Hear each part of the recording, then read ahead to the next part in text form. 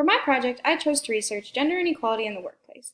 And through my research, I was able to find that many women experience inequalities at work, such as harassment, discrimination, and the gender pay gap. However, not all women experience these things at work.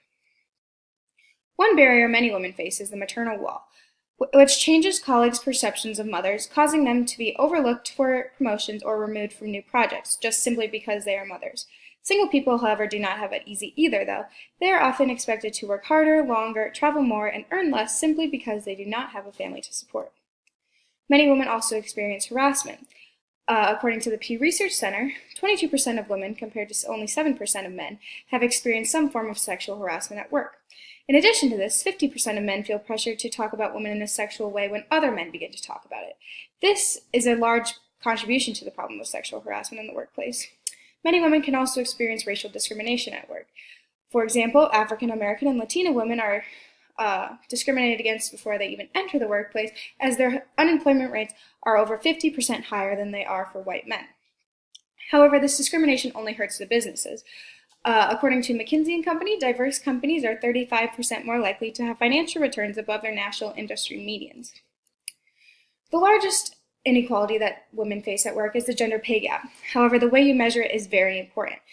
Just comparing median yearly pay is not an accurate way to measure the gap, as many different factors can contribute to a difference in overall yearly earnings. The most accurate way to measure the gap is to compare hourly wages of a man and a woman to see if they are actually making the same amount. That being said, the Pew Research Center conducted a survey, and they found that the overall gap is 15% in the United States, meaning that women earn 15% less than their male coworkers on average. Putting that data in perspective, that means women would have to work an extra 39 days to close the gap. Location can also affect the gap as well.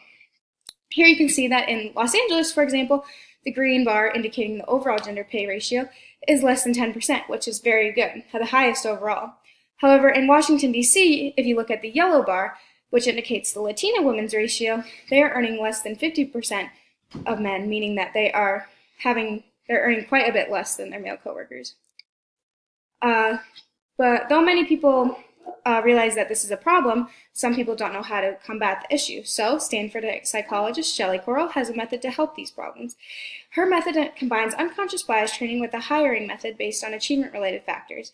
Here, a company brings in a group of experts to evaluate where they might be biased, and then the experts help them reduce that over time. This method works because it provides small changes over time instead of just one large change all at once. So why does all this matter?